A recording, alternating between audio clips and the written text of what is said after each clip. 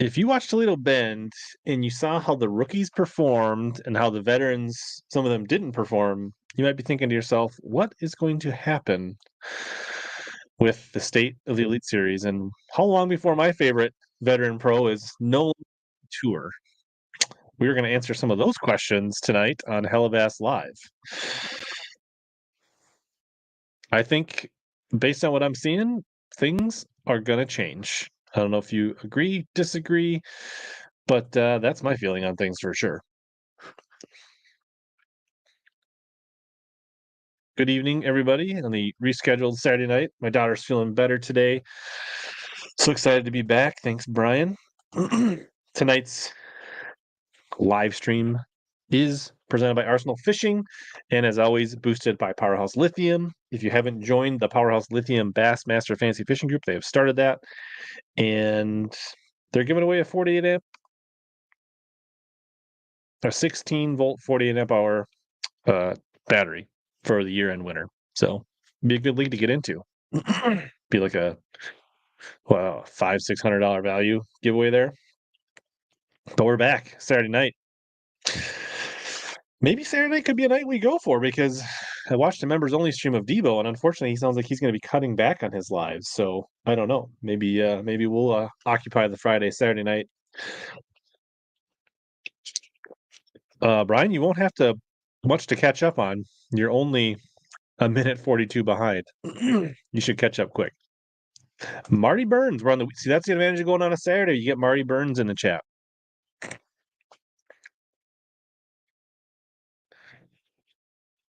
When I was watching on the live mix this morning or listening, I think there was like closer to 1,500, 2,000 tuning in, but that was when FS1 was on.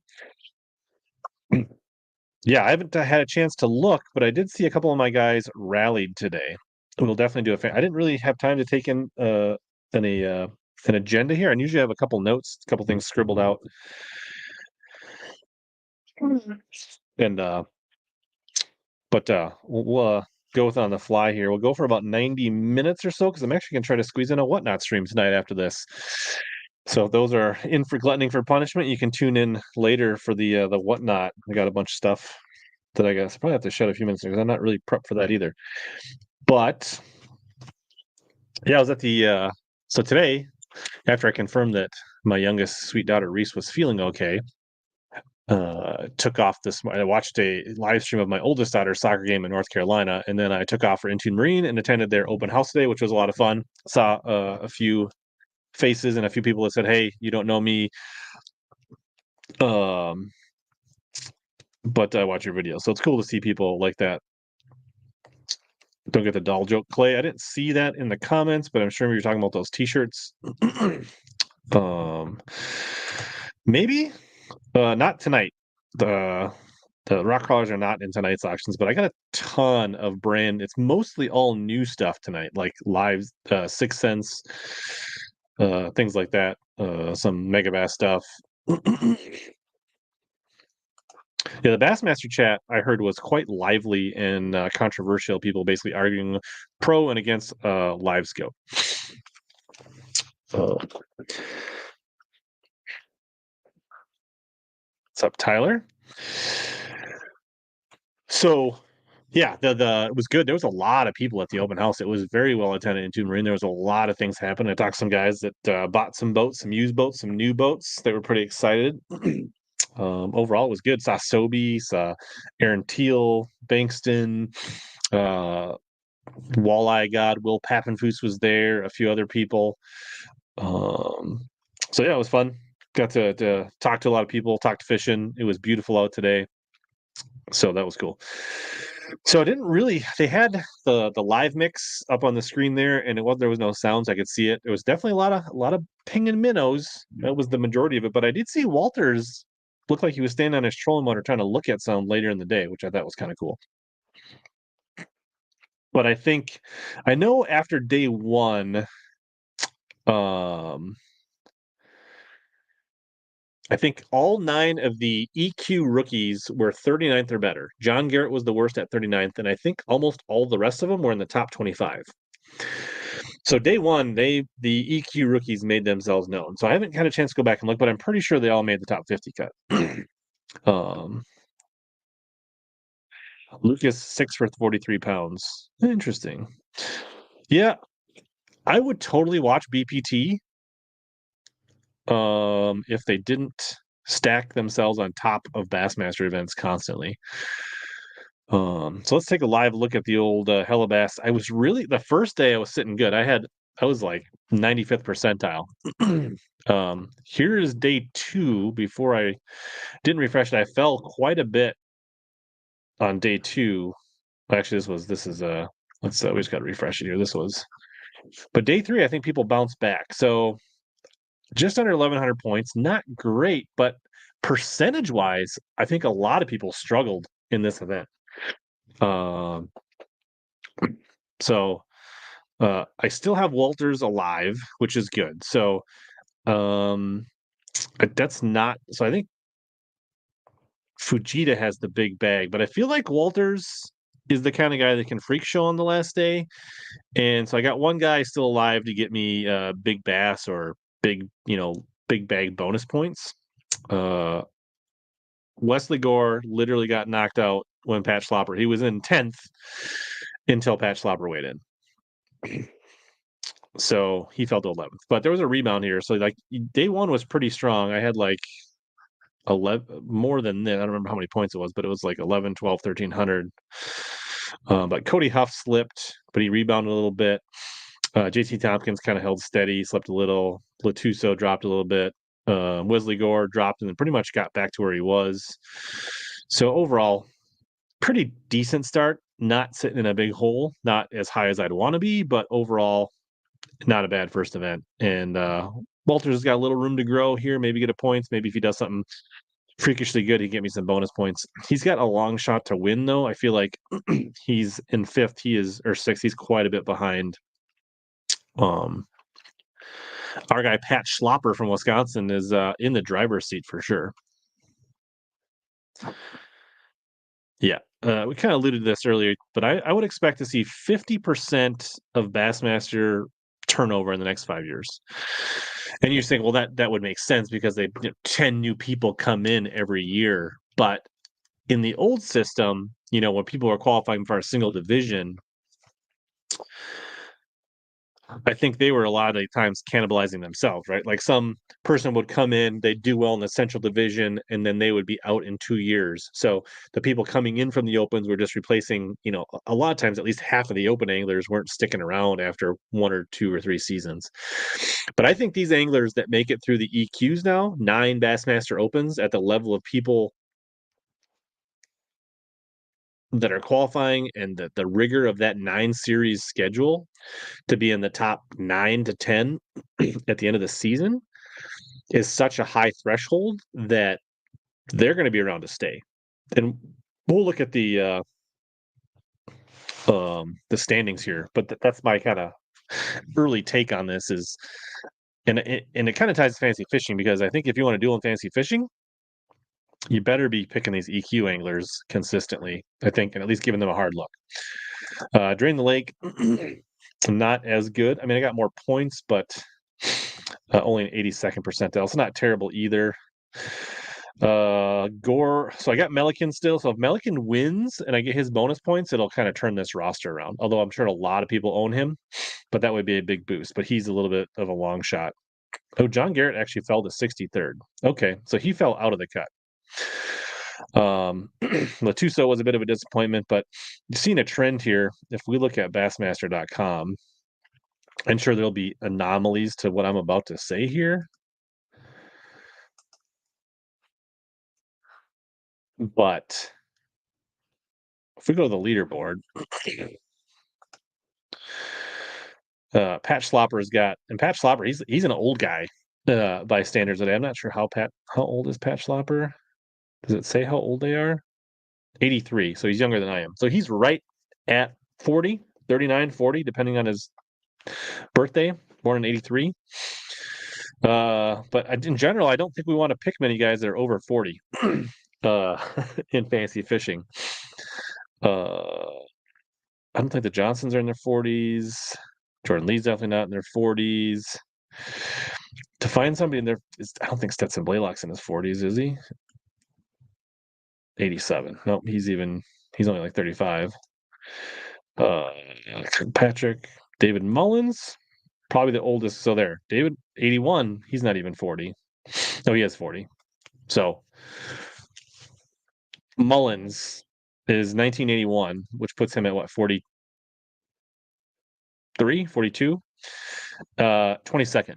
So he is the best finishing 40 plus, and he's like barely 40. Um, interesting.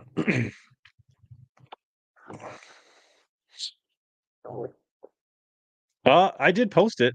It was just so my fantasy fishing videos aren't posted like Toledo Bend, Bassmaster Elite Series, Fantasy Fishing Picks, HellaBass. They're typically the one I did was a picture of Ben Milliken, and it said, "Can Ben Milliken repeat, or can Ben Milliken win again on Toledo Bend?" Because if I if I label them as HellaBass Fantasy Fishing Picks, they get like a tenth of the views. But it's out there. It's out there on YouTube and Facebook. It's got like 5,000 views on it. It was posted on Bassmaster as well.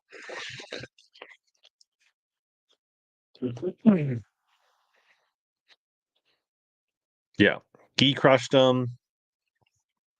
Yeah, some people like Bassmaster. Some people like uh DPT, and it's kind of divisive on whose coverage they prefer. Definitely more interesting, more variety on the MLF. The little bit I watched, Worldwide got 2 8s today.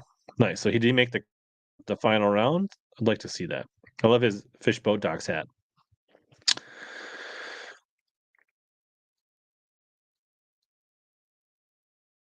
Well, the burning season, if you're saying front facing sonar isn't hard to use at all, I think that's a bad take. And if you've done it and you traveled all over the country and caught them all over the season, then I'd love to see you out there if you thought it was that easy. Because all these guys have it, and even some of the guys that are really good at it didn't have great tournaments. I don't accept that as a take. I don't.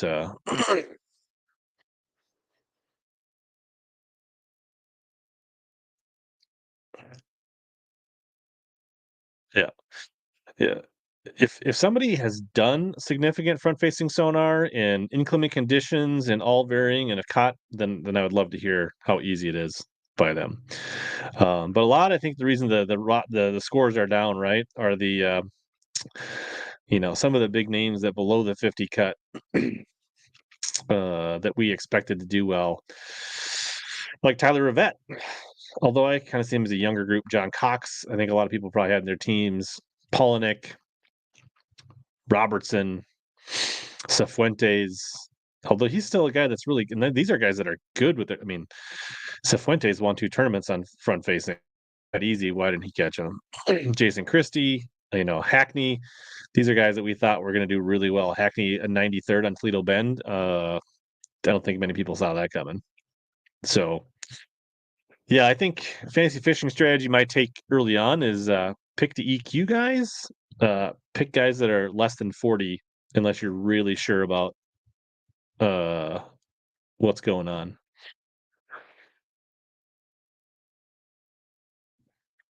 Yeah, well, New York and Minnesota fish aren't exactly the toughest fish to catch in the world.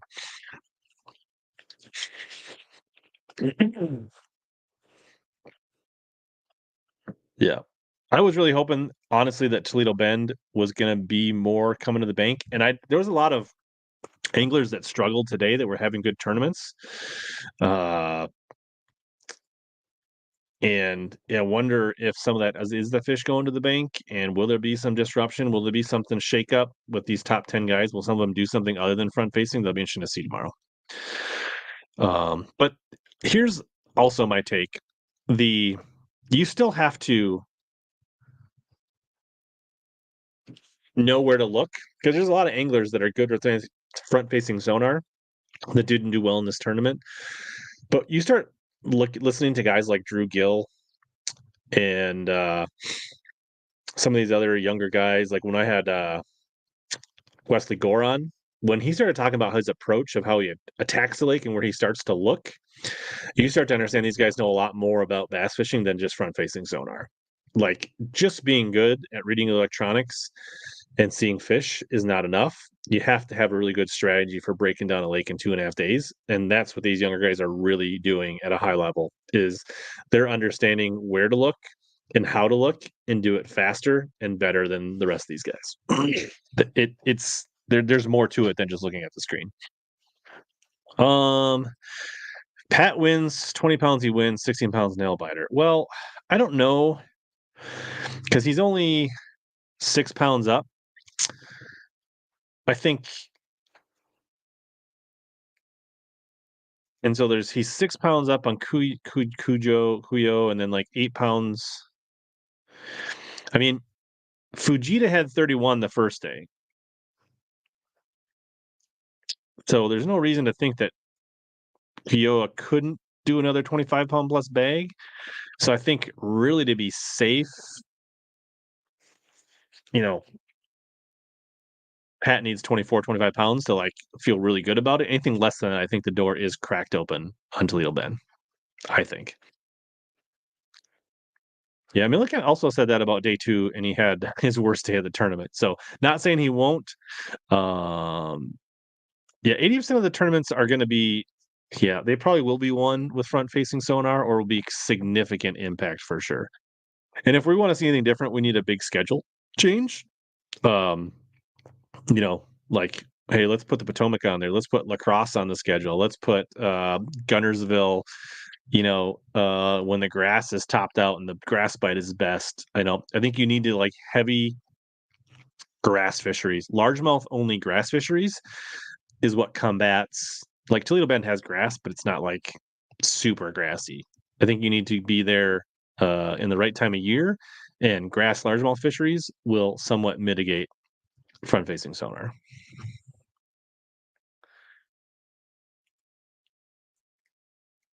Yeah, I didn't really follow the Matt Steffen story. I've actually been kind of busy. My daughter had a hockey game last night, and then she wasn't feeling well, and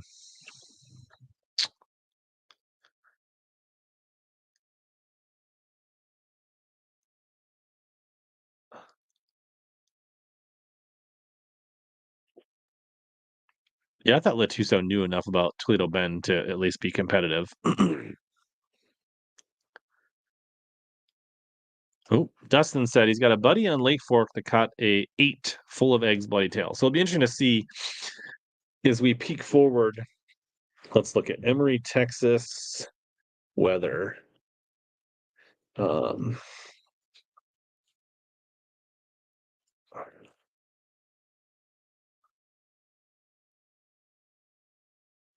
let's see here. So they've got. I don't need hourly. I want 10-day. Come on. I don't want your ads on my screen. So it's 81, 87, 83 over the weekend. So this will be first day of practice will be Monday, Tuesday, and then we kind of dip. I think that's going to somewhat keep those fish at bay at Lake Fork. They're going to start moving, but can it get enough of them in the mid range where guys can catch them on traps and cranks and chatterbaits? I thought it was getting that warm on Toledo Bend, but I feel like results proved otherwise. Yeah, rivers, grass, and tidal fisheries would help make this a lot more interesting.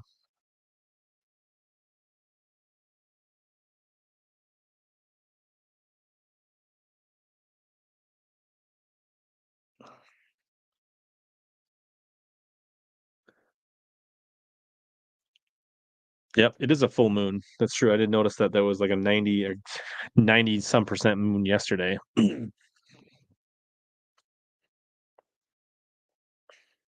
right, burning season. I mean, shallow power fishing is definitely, it's not gone, but it's definitely minimized greatly for sure. But I don't like to speak in absolutes, and it's a bad take to speak in absolutes. Burning season.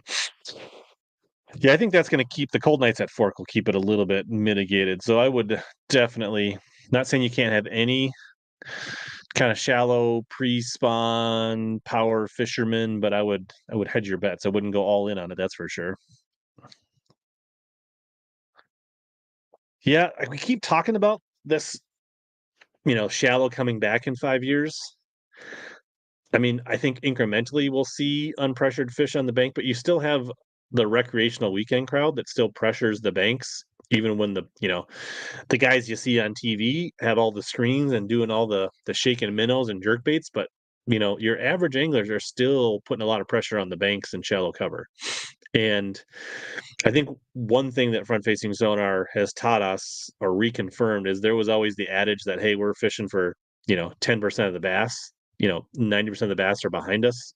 I think this has proven that's really true. And even when fish are coming to the bank and we think they're coming to the bank, they are coming to the bank, but there's still more of them behind them. And then when the ones leave the bank, they go back out. And so almost 95% of the year, most of the fish are behind you if you're on the bank. I think that's what we're learning. Lake Fork is around full pool to get up shallow.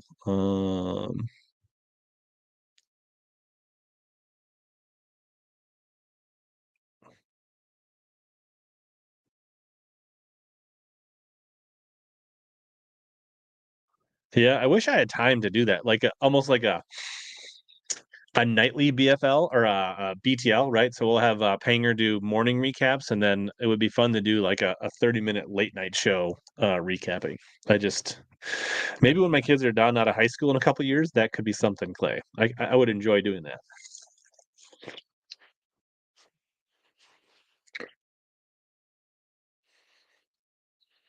The only thing I feel like largemouth in grass fisheries, shallow can still play, but I could be wrong, right? Maybe they do come out with a schedule, but I mean, can you catch fish on lacrosse with front facing sonar? Yes. Are you going to dominate? Absolutely, I don't think so. Um, if Leech didn't have smallies, front facing sonar would barely play.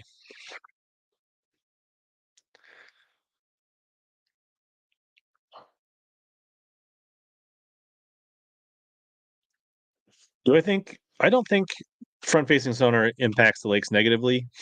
The majority of them, are there circumstances where certain lakes could be where they're catching them deep and there's like a delayed mortality, or if there was lakes that were susceptible to harvest. But the majority of the anglers, at least bass anglers, using front facing sonar aren't keeping the fish. And we already have creel limits in place. So I don't think over harvest is an issue for bass. I think there are some lakes where crappie it might be a little more susceptible, or panfish. And I think that's up to the DNRs and hopefully they're watching this and they're adjusting creel limits and success rates. But as long as they do their job and adjust creel limits and regulations, I don't think so. I think all that Randy's talking about is a little bit. There's no science behind it at this point. Bass pundit not happy with his fantasy squad. He said it was dumpster fire. Bite has gotten tough on lacrosse, but I think that's more fishing pressure.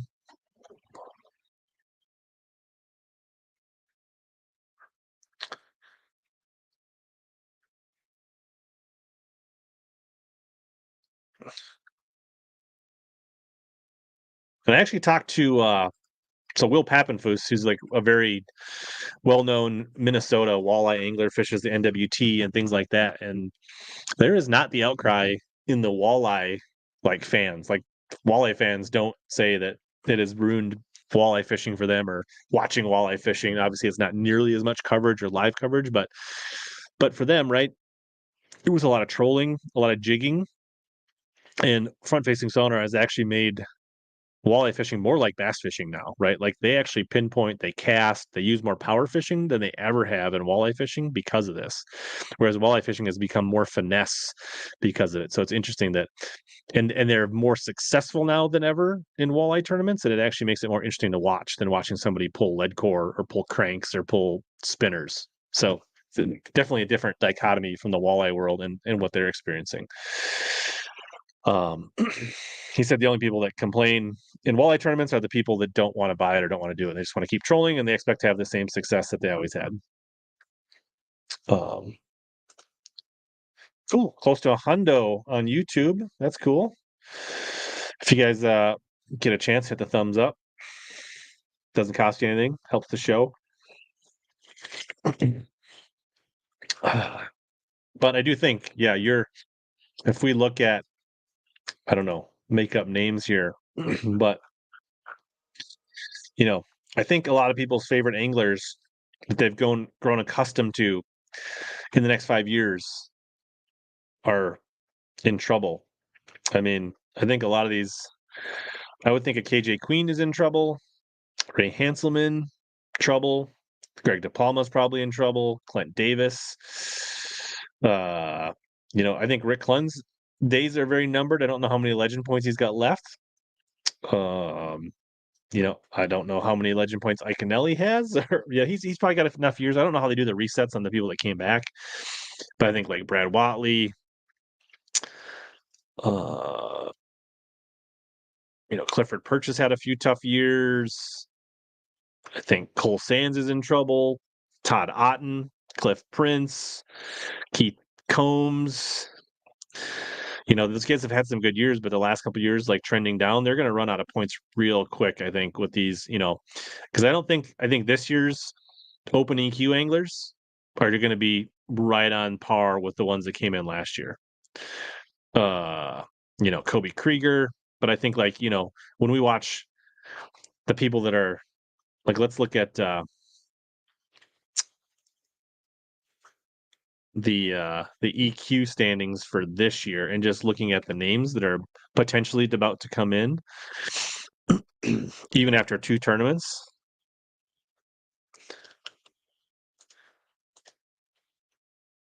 I mean, I don't know a ton about Paul Marks, but you go top 10 Okeechobee and then watch top 2 diverse fisheries. That seems scary. Easton Fothergill, do you think when he makes the elites, he's not going to be super successful? Tucker Smith, Emil Wagner, Dakota Eber, like these guys, Andrew Loberg. I mean, if these guys make it, they're going to be just displacing these veterans just like the last 9. So it's going to be scary. Yeah, Jay Lee didn't miss a beat. Comes back. Did he end up top 10 or did he fall just out? I forget.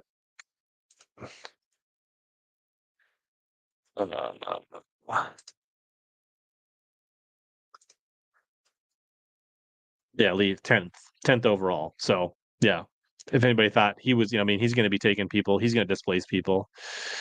I don't think Palnick should retire. He'll still be relevant. He's going to make classics. He's going to win some events. But here's a hot take: if Palnick broke away from Hummingbird, would he be more competitive? Um, I don't think John Cox. John Cox was. He'll still be around. He's good enough. I mean, he'll still make classics. He'll still be relevant.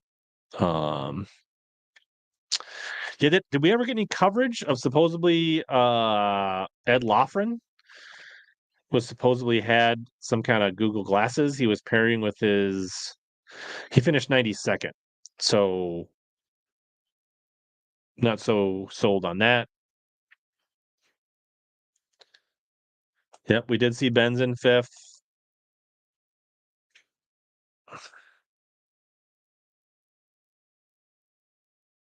Yeah, Ben, in the first day of coverage, or first 2 days, he was shaking worms, minnows. He did not throw any big baits on live that I saw the first 2 days. He wasn't on camera today, so I guess you'll see tomorrow, but didn't look like, I mean, a few jerk baits in live, a lot of little minnows. And then I saw a few guys like Walters trying to get up and look at a few late in the afternoon. The first day we saw Christie throwing a spinnerbait, Hackney throwing a bladed jig, flipping, throwing a square bill, but those did not produce any size or consistency. All right, Chris says he said he did not use them at weigh-in. He said he didn't use the glasses but has for crappie fishing. Well, maybe he might want to use them at fork. Uh,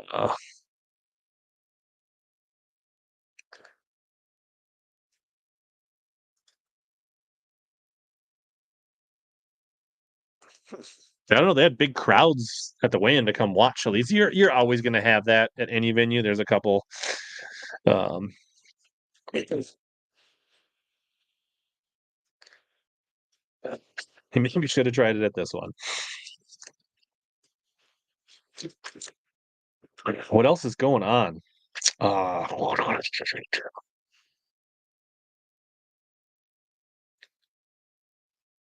Didn't make an agenda.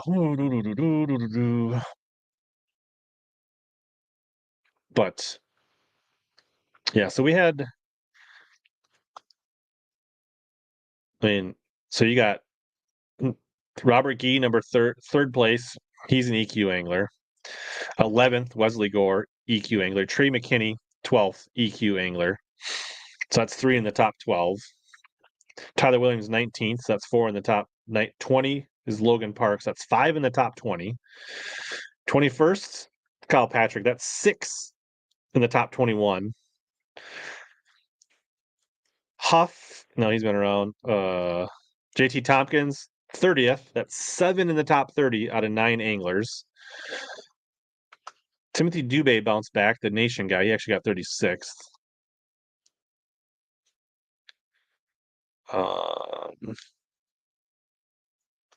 Who am I missing? We know that John Garrett fell to 63rd. Was there another? Where's the other one? Who am I missing?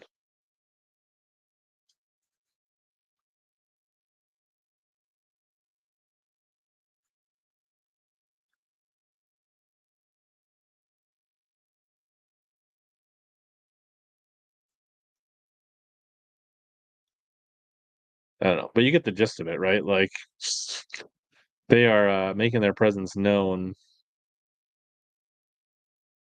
Yeah, I counted Gee already. Gee was in third.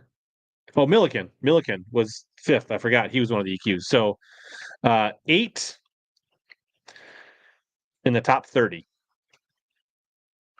The only one that didn't make the top 50 cut was John Garrett, who fell to 63rd after a bad second day, but he was 39th after the first day. So 6 cameras or 10? I'm not sure. Do they only have 6 today or they have 10? I don't know.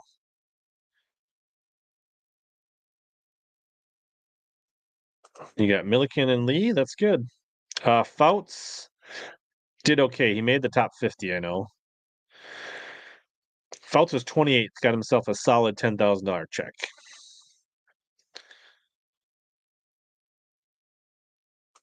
It is the 50th season. I don't know how many legend points he has left.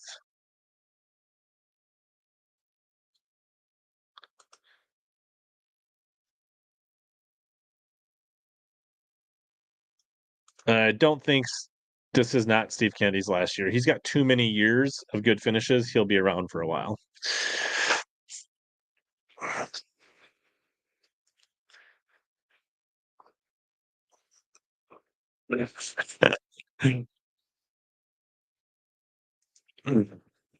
What else is going on? Look, let's check. I mean, in Fairness Act, let's look at the BPT. They are finals tomorrow, and they're 6-day. I'm kind of looking forward to when they go to the 4-day tournaments instead of their 6-day tournaments.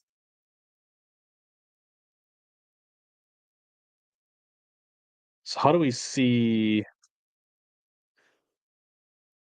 So knockout round, we have 10 people in. So Cole Floyd won the knockout range. You get nothing for winning the knockout round. Justin Lucas, Dylan Hayes, Jacob Wheeler, James Watson, Dean Rojas, Dave Lefebvre, Matt Becker, Casey Ashes, and Jesse Wiggins. Dudley, first guy out. Cannell didn't make it.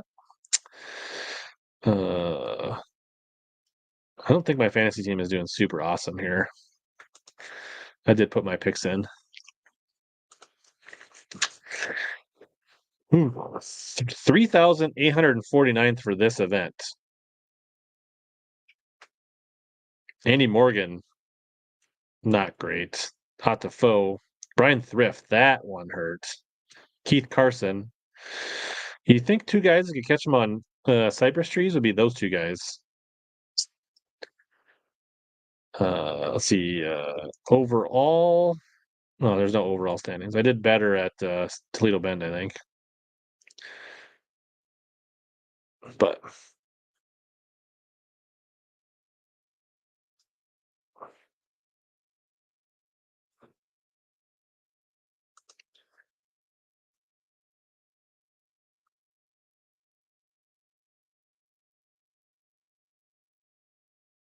Wheel of Death spinning here. Oh, look at this. Fisherman 83, currently 22nd MLF Fantasy. Well, hopefully you can move up tomorrow. Uh, I was only 432nd on Toledo Bend, much better.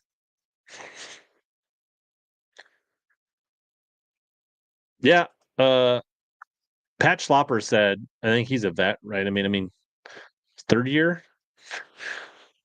He's 40, right? Did I do the math earlier that we think he's 40? But he said on day 2 that he went down to Texas for an entire month ahead of the tournament and fished other lakes and basically went out every day and practiced front-facing sonar and fishing for these wintering pre-spawn fish with his sonar in preparation for Toledo Bend. And that's what makes it difficult for the average angler to get up to speed is you don't have the time to be able to get in and the hours to log to get that proficient at breaking down these lakes and getting that dialed in on the technology to keep up. Okoboji North Bay is whole open. Whole lake will be open next week.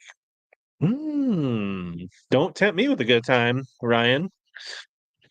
I was just talking to somebody about making a trip down to Spirit or Okoboji. Nick, maybe it's because she wears the same color yoga pants for every podcast. That's the problem.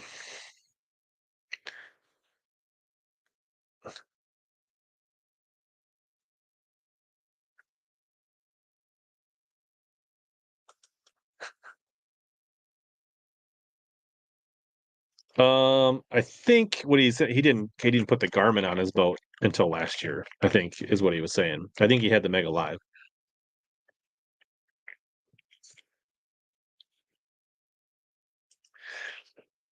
Hmm.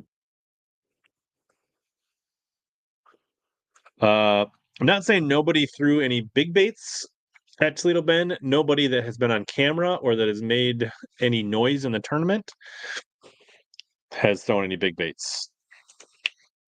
Hopefully fork, but I don't know. Yeah, my understanding is there are several guys like Zeldane and Fighter and a few others ended their relationships with Johnson Outdoors Humminbird to be able to run what they want.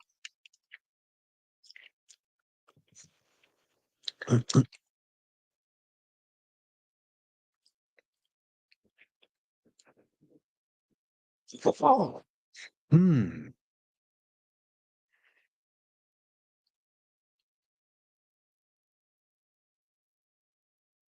And the birds are good. There's the 360 is a great product. Other parts of their products are really good, but in that ping and minnow, shaking your cricket game, seems like it trails Garmin and Active Target a little bit.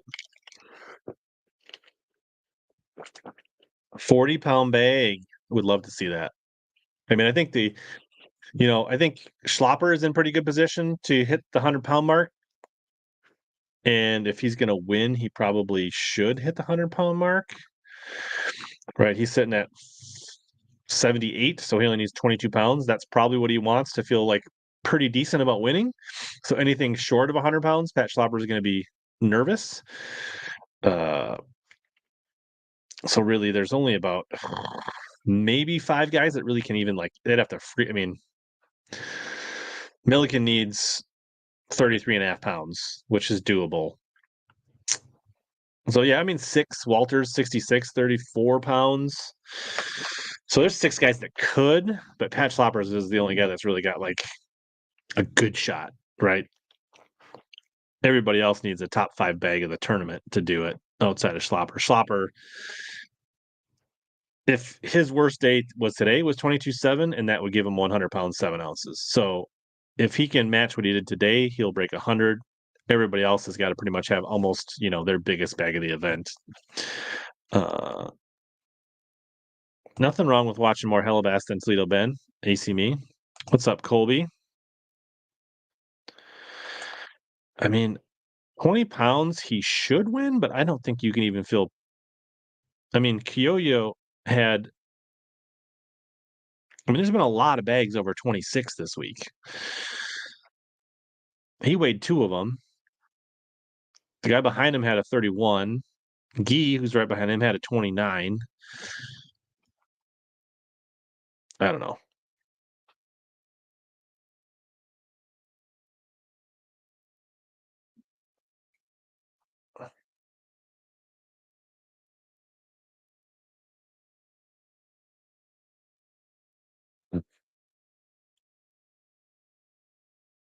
I mean, Pat could win it with less than 100, but he's definitely going to be sweating it out, and the top 10 is going to have a rough day. I guess I didn't look at the wind forecast tomorrow for mini Louisiana. That could be the wild card here. Tomorrow, southwest 21 miles an hour. That could put a damper on things. I mean, they've had wind already, but that could. If you're Pat Schlopper, you hope it blows 40 and they just cancel day 4.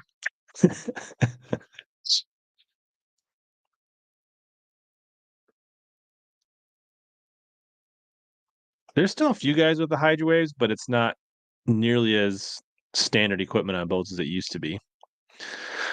I bet you 5 to 10 years ago, it was almost like on 80% of the boats. Now it's probably on less than 20% of the boats in the Elite Series.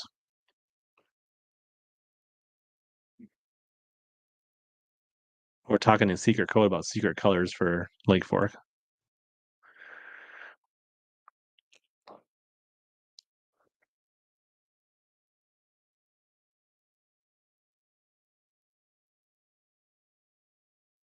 Yeah, I'm sure there was weekend pressure that definitely.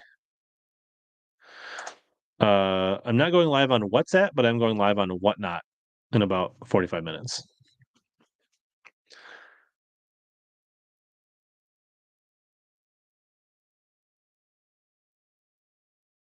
But it could make like Walters, and I know the Johnsons were going up, starting to peek at him and look. So there could be a guy that goes shallow and busts a big bag tomorrow too. I wouldn't rule that out.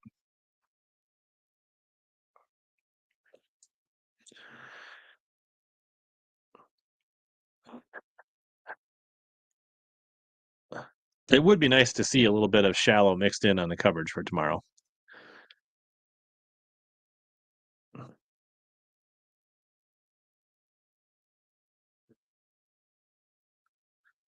We'll see. They're going up tonight. I didn't run it last night. I got a whole pile of 6 cents baits for tonight. New in the box.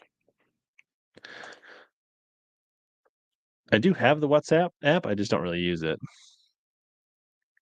Krieger said his day one weight when he had a big day was all sight fishing. That's cool. Don't say the name. Oh, look at all the secrecy. You guys been hanging around with TK too much.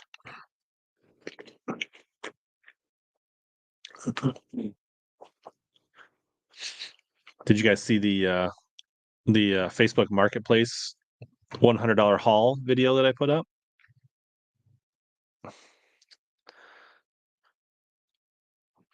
Time to catch them early.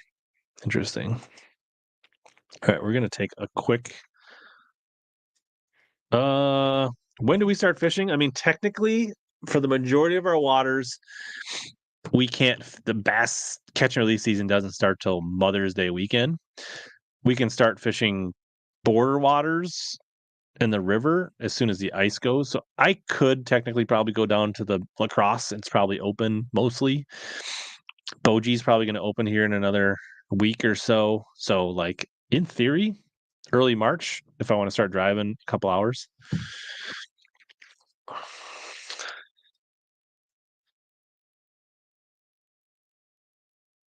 I don't know if that's a kind thing to do to the youth groups or a mean thing to do to the youth groups. What if they get splinters from snapping those ducket rods? Yeah, I almost feel kinda bad as I went into, that. I kinda wanna get one of these hashtag #fishboat docks hats. I think it would make a good visor. It's cut for the visors for sure. Alright, we're gonna be right back here in 30 seconds. Are you ready to reel in your next home purchase or refinance? Supreme Lending's Dream Team can help guide you through the entire mortgage process, from pre-qualification to closing. We have a wide variety of home loan programs in our tackle box, including down payment assistance and first-time homebuyer options. You can ask HellaBass.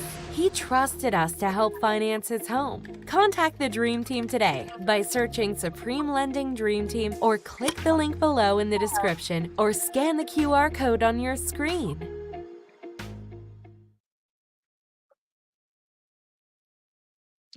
Thanks for hanging in with the dream team. Thanks for the dream team supporting. Cheers to the dream team.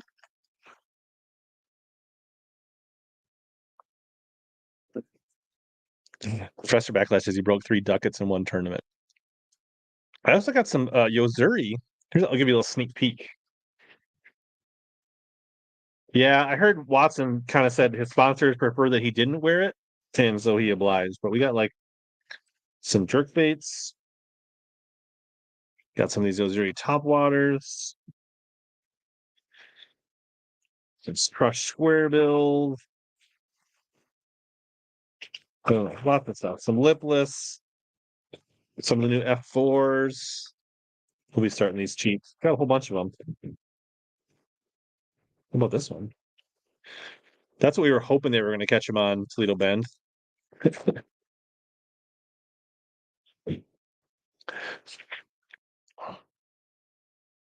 Don't they still make the Rattle and Vibe? No, I think Debo said, I don't know, maybe he scheduled him, but I said he was going to start taking, like, he was going to only do once or twice a month drives.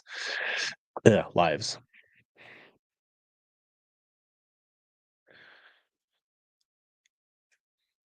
I've been, yeah, Brian, FBD is FBD, but politically correct, we just say fishboat docks.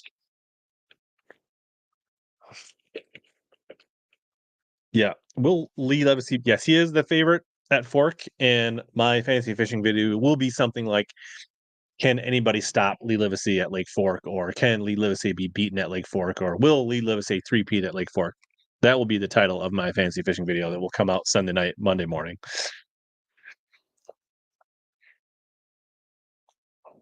The Dream Team. Supreme Lending Mortgage Lender.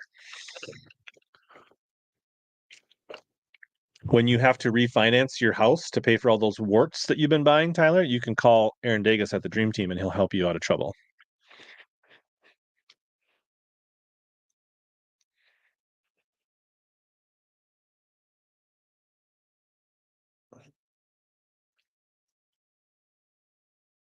Is the full moon mean anything for fishing? It definitely affects some things. For sure. Yeah, FBD is a little bit like Let's Go Brandon, for sure.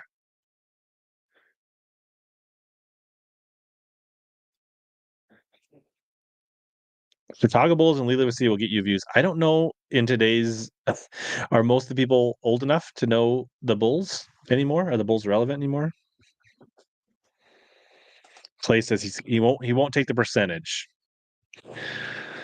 He had a decent tournament. He's probably going to be in bucket B, I would guess. Yeah, good for Watson. I kind of would like to watch some of that.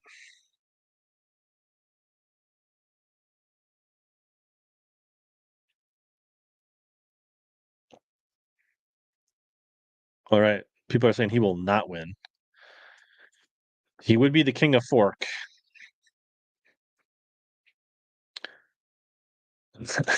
TK says the full main makes the little ones crazy at home. Uh, that also could be affecting things.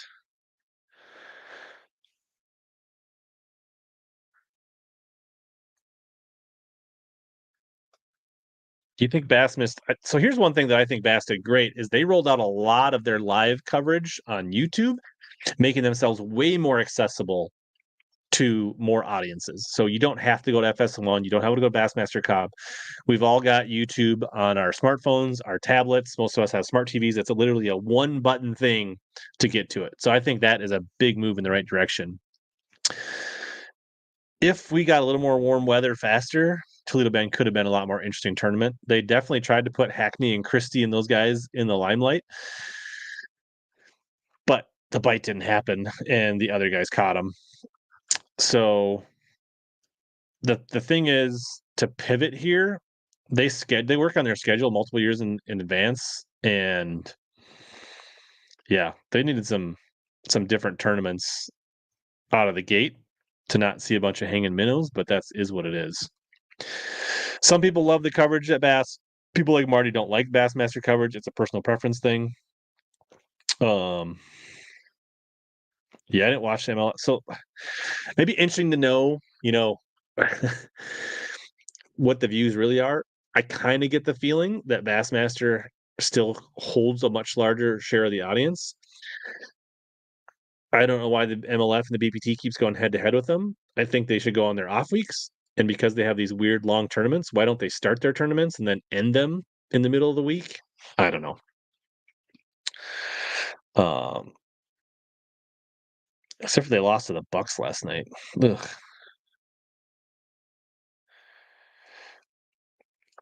I don't think so. I mean, Toledo Bend is probably better than Fork as far as like if you want to go out and consistently catch 13 to 18 pounds, there's probably more 2 to 3 pounders and just more fish, and it's bigger. But the upper echelon fish, like the number of like 5 to maybe 8 pounders, is probably bigger at Lake Fork. Toledo Bend, yeah, and they're both probably equally good as far as like catching like big fish, but I don't know. I think the weights will be higher at Fork, the winning weights.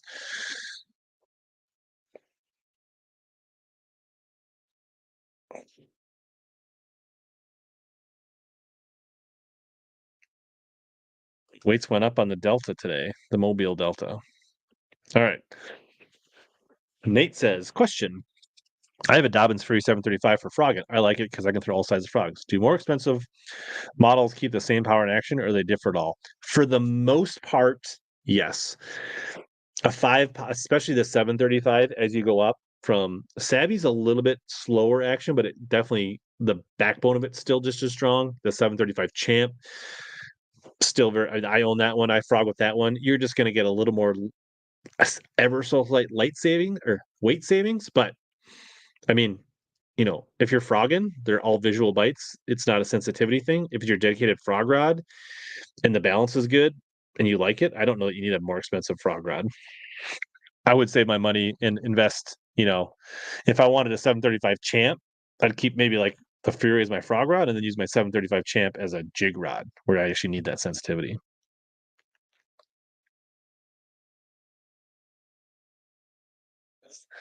They made it 24 hours. You have to sub to comment on Bassmaster Live. Interesting.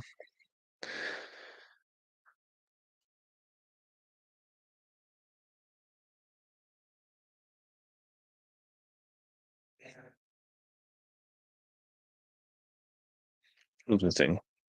I don't know. Maybe I haven't watched enough MLF to know the difference. I also watch a lot of the Bass Live mix, which has a lot less commercials. Maybe you guys that don't like the Bassmaster Live, try watching the Bassmaster Live mix on YouTube. Less commercials, less talking though, like less explanation. You just get to watch. I've bought some, but I haven't tried the Crush City.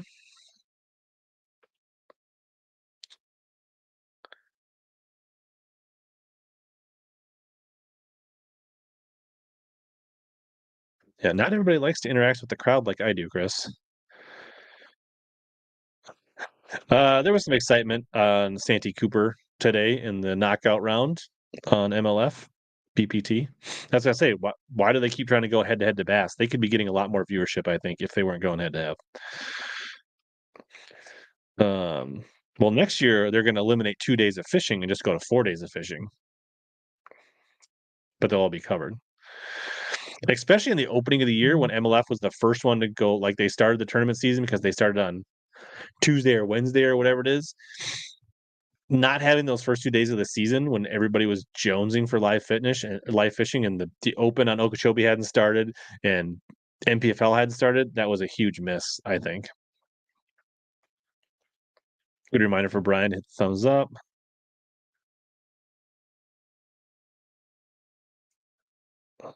Nice. Dustin has two 735 savvies. Solid rods.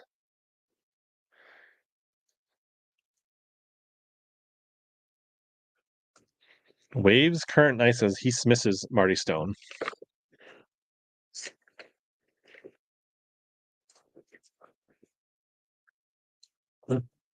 Subscribe for 20 minutes on Bassmaster Live. You only have to subscribe for 0 minutes to comment here.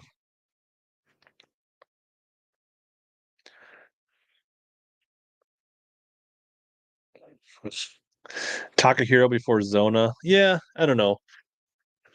I know our friend Ken Duke has always been pretty critical of the Bass Fishing Hall of Fame. Um,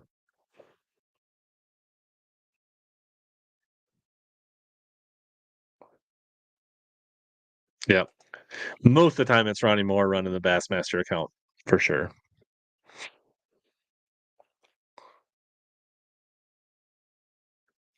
I think a better chance to see big baits at Fork. What's up, Sean? Wigglewort season? I mean, talk about a year. I guess I might have to go over and visit Tyler because Wisconsin a couple years ago opened their year-round catch and release, and I gotta think. I mean, are they fishing on like Winneconne and Winnebago and those lakes yet? I gotta think those things gotta be pretty close to ice open, like on the Fox and those rivers down there. But like, it seems like it's coming soon. It sucks that I have to leave my own state to fish legally for bass right now.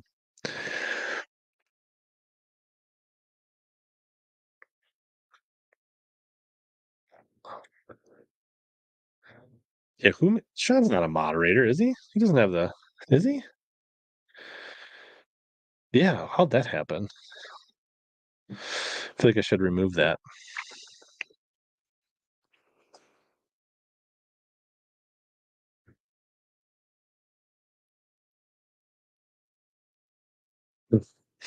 Everybody shoot. Yeah, I don't even remember making Sean a moderator. Is that real? Did you hack the system, Sean?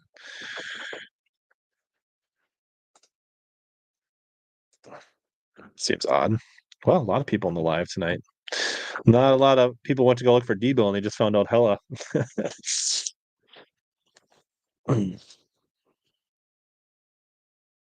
Your Wart Lake is too low. Yeah, that's the one thing. We didn't get snow this year.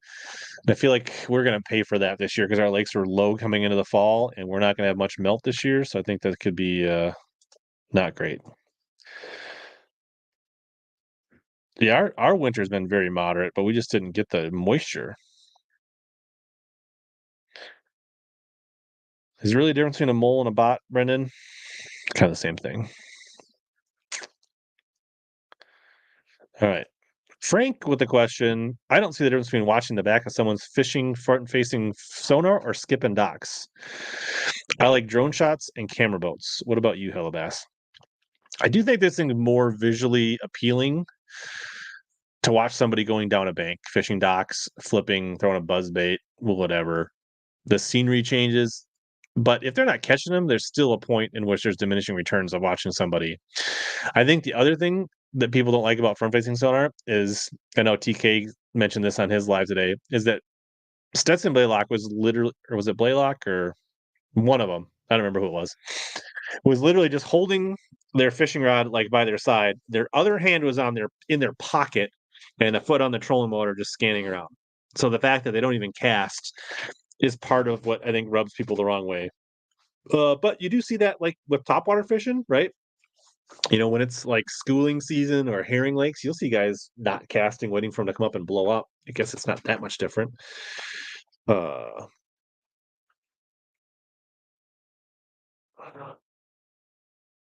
you think it's still going to be April up by you, Nick? I don't know. I talked to Will Pappenfuss, and he didn't think it was going to take that long, and he was up in Bemidji. Yeah. Frog and buzzweed fishing, you know what you gotta do? You gotta go to grass lakes for that.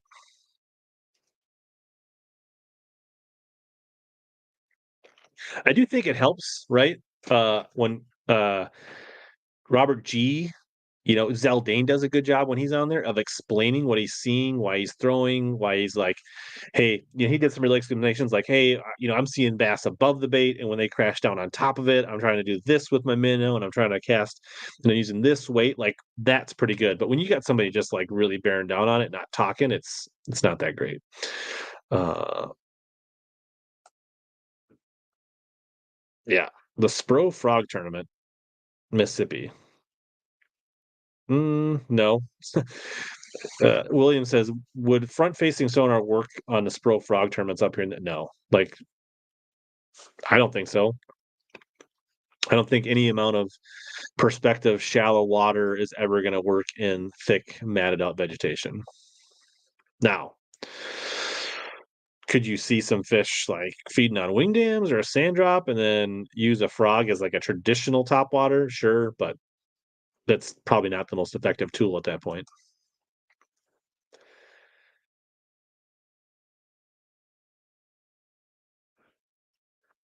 Interesting. Clay says somebody on live said they had one jump off, saw it was a good one, and followed on front facing sonar and got it to bite again. I mean, I've done that shallow water with my eyes.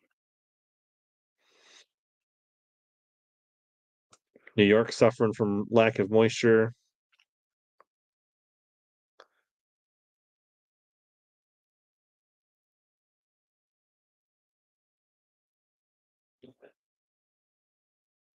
Yeah, you can't modify frogs in this pro tournament. You literally can't even cut the legs anymore. They've changed the rules.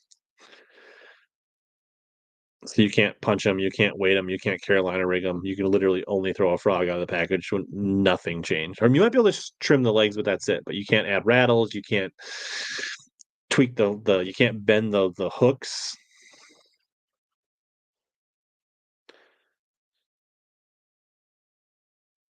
Yeah, that's the other thing is like if you watch the live mix, you get guys like Hackney and Christie talking about watching other guys. That's pretty interesting, but you don't see that on the traditional Bassmaster live on FS1 or uh the Bassmaster.com unless you click live mix. So the YouTube is the easiest way to watch the live mix, and that's where you get to see a lot of the pros talking about the other ones fishing. I don't think you can bend the hooks. I don't know in this pro tournament. It's very limiting on what you can do.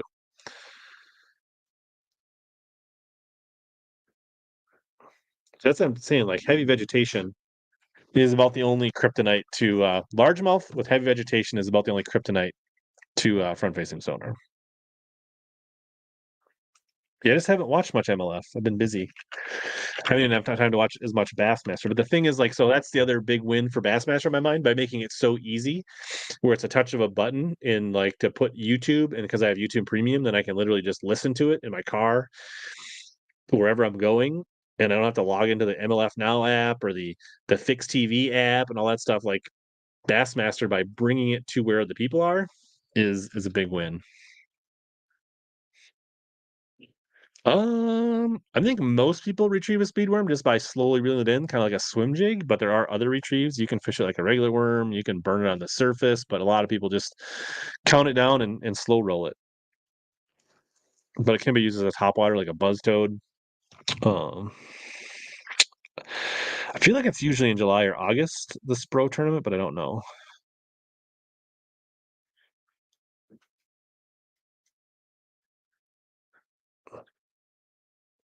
And I think the Bassmaster Open on Watchdog, that was the actual live because they don't have a live mix on the Bassmaster Open. You get the actual stream on YouTube, I think. I didn't know there was a Bassmaster app. Last weekend of July is this pro tournament. Was David Dudley catching him on a wacky worm today?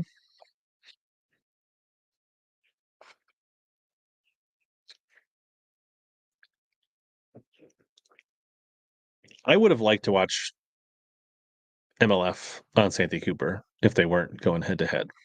It also because I like fancy fishing so much, and their fancy fishing game sucks so bad now that I've lost vested interest, and it makes me less one. I'm much more tied into the Bassmaster fancy fishing, and I want to follow the anglers that I picked. It makes me more vested to watch Bassmaster.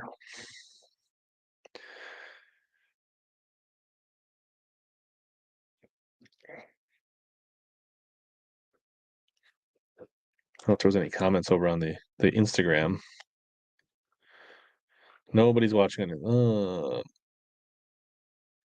Pat Bolden on Instagram said, "Forget the front-facing crap. It was awesome to see Jay Lee in the top 10. Coop Gallant surprising in the top 10." Those are the two comments from Instagram. What's my favorite spinning? It is helpful when you guys put the question on like that. I can see the questions better. More likely I can pick it out from all the chat. Favorite spinning rod for wacky rigs? I use a Fury 703 SF for all my wacky rigs with a 4,000 size Fuego spinning reel with like 20 to 30 pound braid, and then I'll vary the fluorocarbon leader from either no leader up to 10 to 15 pound, depending on the cover and the clarity of the water. And I like a Nico style hook and an Arsenal wacky band to keep that worm going for more fish. Probably catch more fish on that rod than any other rod every year because the wacky rig is so good.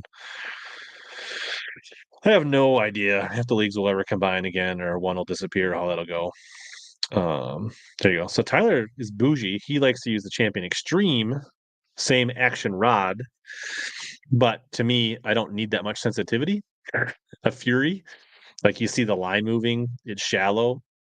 To me, the Fury is, yeah.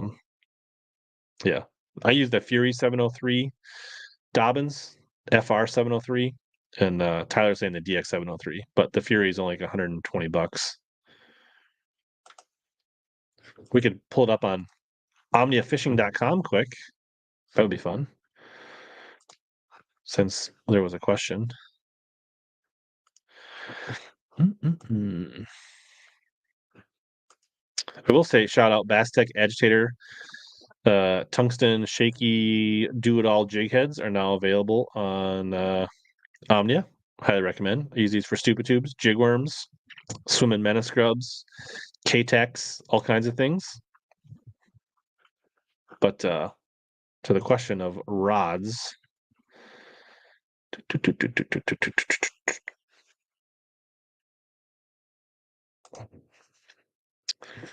let's see here. Fury spinning rods. This one right here. 7.0 medium fast 703 right here.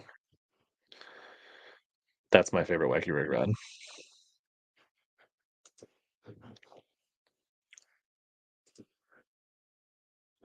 Free Lake fantasy picks. Yeah, we could do. I could go based on roster. Let's see. So if we gut feel here, if we go to standings, right? And let's just try this. These will be my unofficial, right? So basically, we'll assume that 1st through 20th is A, right? 21st through 40th, yeah. Each 20 is a bucket. So top 20. I'd probably go with Walters again, off the top of my head. But definitely some other. I mean, Fujita would have to be considered. Palmer could be good there. Milliken. I feel like Johnsons have done well there. Lee, Gordon. There's some good options in the top 20. And then if we go 20 to 40, Kelly Hartman.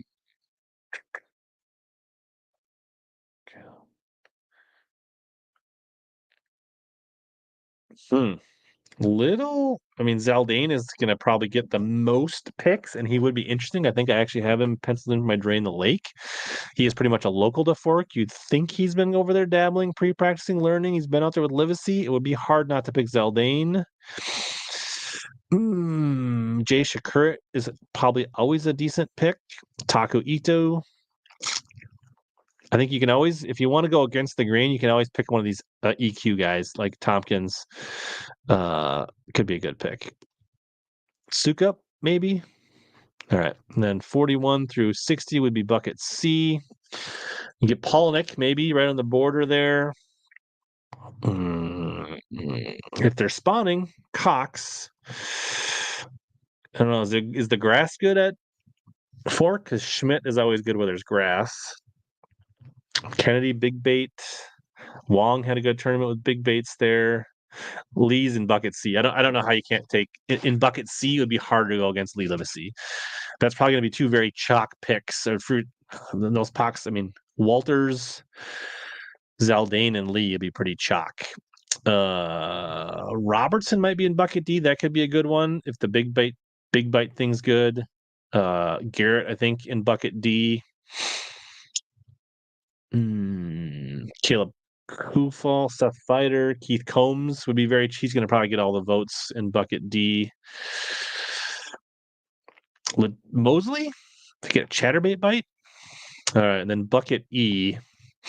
Wow, Scott Martin did not have a good tournament. Welcher, Hackney, Brian Smith. That's surprising.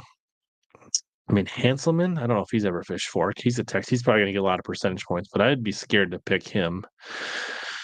Ooh, I'd have to look at some tournament history here on fork for bucket E.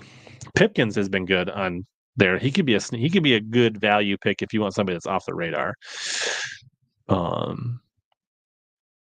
So there's my initial thoughts without seeing the exact buckets or percentages. Would 7.2 medium light spinning rod be more sensitive for wacky rig and other finesse?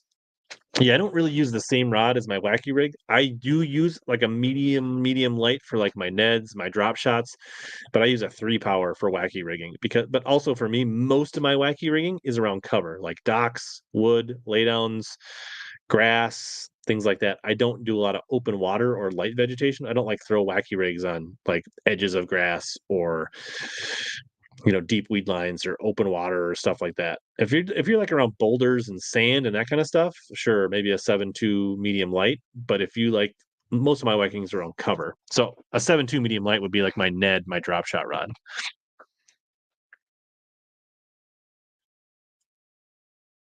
Yeah, I'm not watching this team series, but on paper, I think I would like it.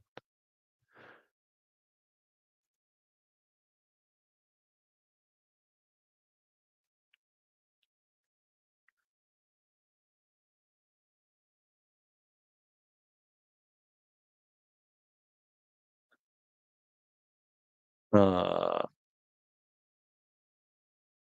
yeah, it'd be nice to see. At this point, people used to complain about betting tournaments being boring. Now, I'm sure, like, let's say Fork turns into a sight fishing fest, that there'll be just as many people complaining that's boring as it is front facing sonar.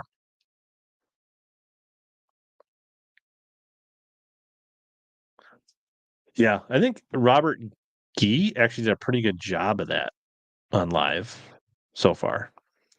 Engaging. E1D Steve. Hella, if you were going to buy one reel to bomb sea rigs and frogs and stuff flip with, all 40-pound braid, what would it be? Probably a 735 in your budget. So champion 735 would be good to do all those things.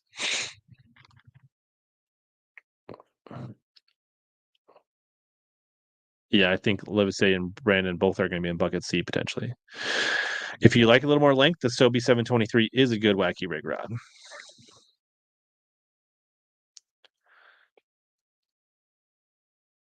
Yeah. Side bets on fantasy or fishing would be good. No, I'll pick Livesey and bucket C, probably.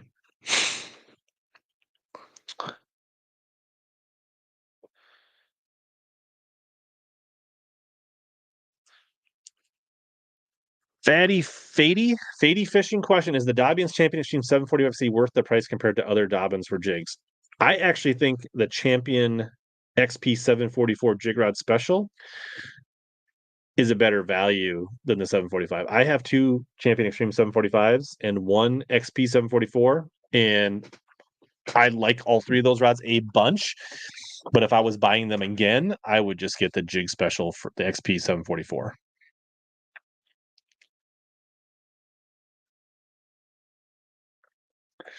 I mean, typically in the past, they don't alter the buckets. They go straight AOI after the first one.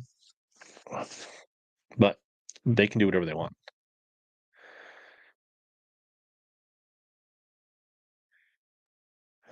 I can't say that I'm in the Sixth Sense Facebook group, Tyler.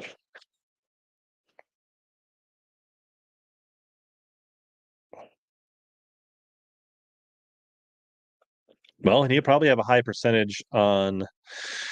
Wasn't he? Was he in bucket E this? What bucket was Keith Combs? I don't remember.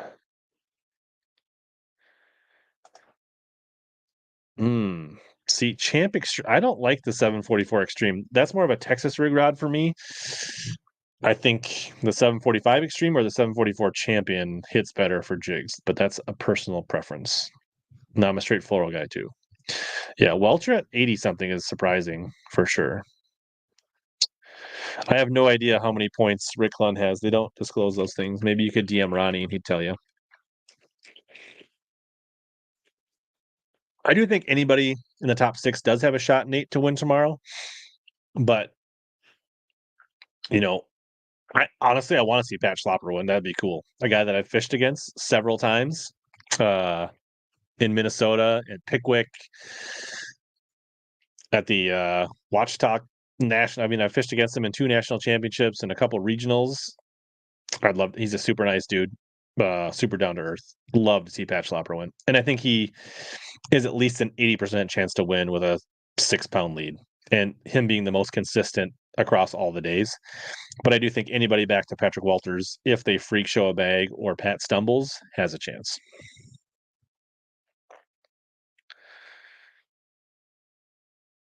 No, he doesn't. He's only got so many AOI and classic points. But there's a lot of years he didn't have to use them.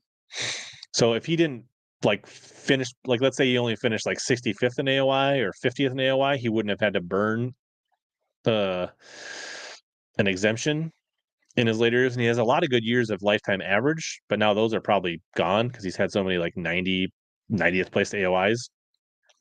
But like the COVID year, they didn't cut anybody. So nobody had to use an exemption that year. Or maybe there was years where they didn't drop anybody because the field side was smaller. But he can't have that many left. And the way they're celebrating his 50th year makes I don't know.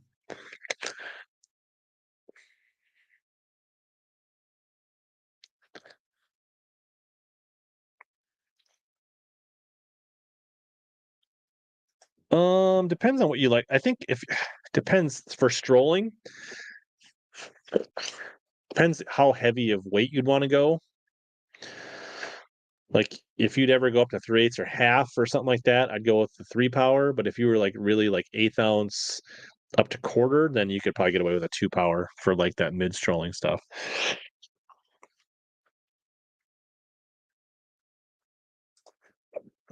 I do the Bill Dance or the butt seat was a nice touch in the Robert Gee boat for sure.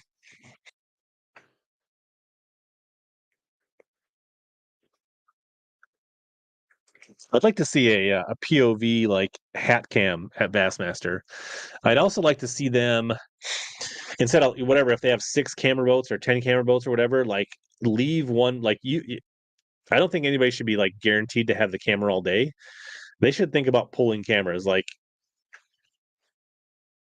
if a guy's stuck all day and 4 hours into the day he's got 3 fish for 6 pounds, like yeah, maybe you need to see who's like surging up the leaderboard and go put, follow them. Or I also think going back to like having cameras outside of the boat, other than the drone, where they actually like get the landscape view of watching somebody at a distance, kind of like the way the still photographers do it would be interesting. Um,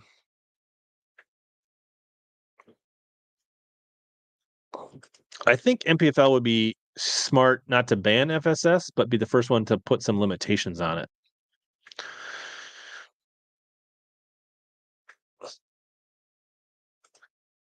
You do hear the disdain from the veterans, but I think that's back to my original point: is that I think a lot of them know their days are numbered if they don't adapt. Lee Livesey, 80%? I don't know if it'll be 80, but I bet you it'll be over 70.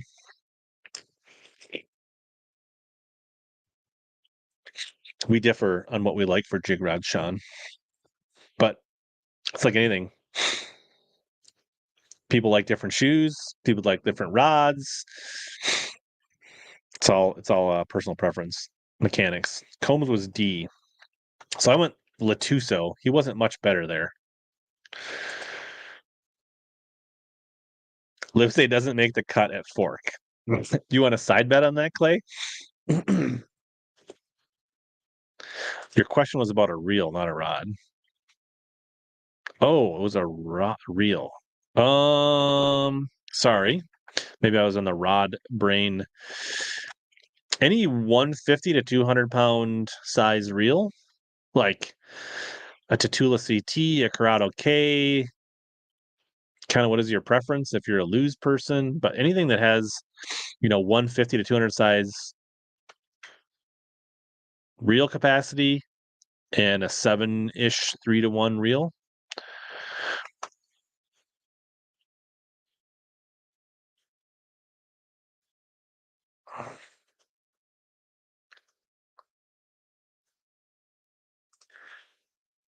Reeling with Rigo says Pat's a great guy.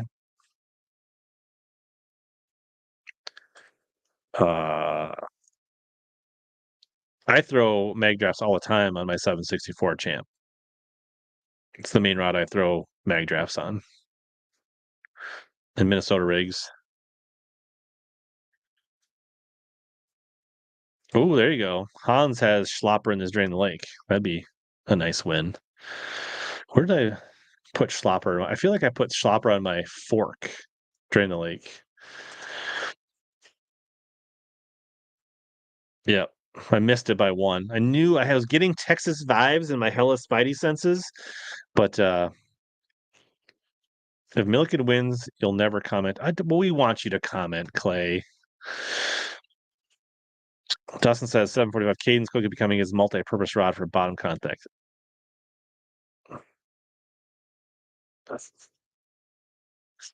Yeah. Milliken's definitely polarizing. People love him or they hate him. Yeah.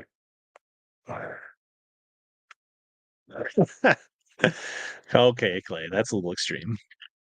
I feel like offseason caught up with Clun like 5 years ago, Dustin.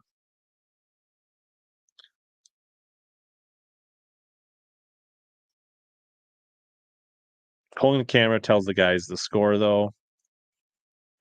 Whatever. The 744 champion hits harder than 744 extreme. What was it? It was regular fantasy fishing game. I'm at 92.3.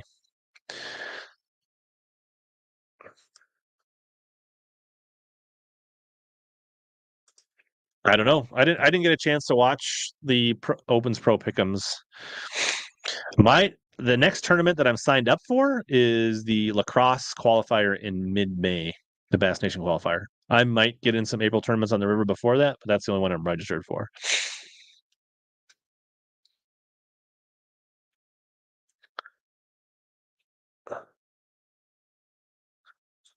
They could have a Legends tour for the guys that are going to be kicked out of the elite soon. Yeah, Latuso burned me as well, Dax. Well, I actually got to probably cut this short so I can get ready for my Whatnot stream. If anybody's interested, I can drop that in the chat quick if you want to join me. Actually, it'll be if you want to join me on Whatnot, I'll put up the stream, but otherwise it will be broadcasting hopefully on YouTube. Although Bateman said he was having some problems with his. So he said he couldn't get his to go to YouTube in the past. I don't know if that was a Bateman problem or what kind of problem that was, but Dustin says he's 27% or 40 was 27 up to 40s. There you go. Climbing, Dustin. Right.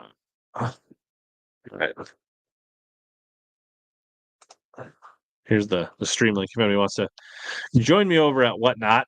Yeah, we'll be hopping over there. It might pop up on YouTube. You can watch from there. You can probably watch on Facebook. But we're gonna sling some baits and talk some crankbaits and got some chatter baits and a whole bunch of stuff. So maybe I'll see some of you over there. Appreciate you guys joining on a Saturday night. I don't know when we're streaming next week, to be honest.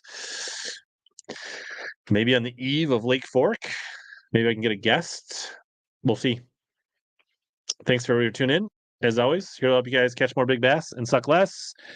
And I will throw the Omnia code and Arsenal code on the bottom of the screen in case you missed it. And we got a few days left to cash in on the February Omnia code. Thanks all. Oh, Trevor's pre-bidding on whatnot. That a guy. All right. See you on the flip side.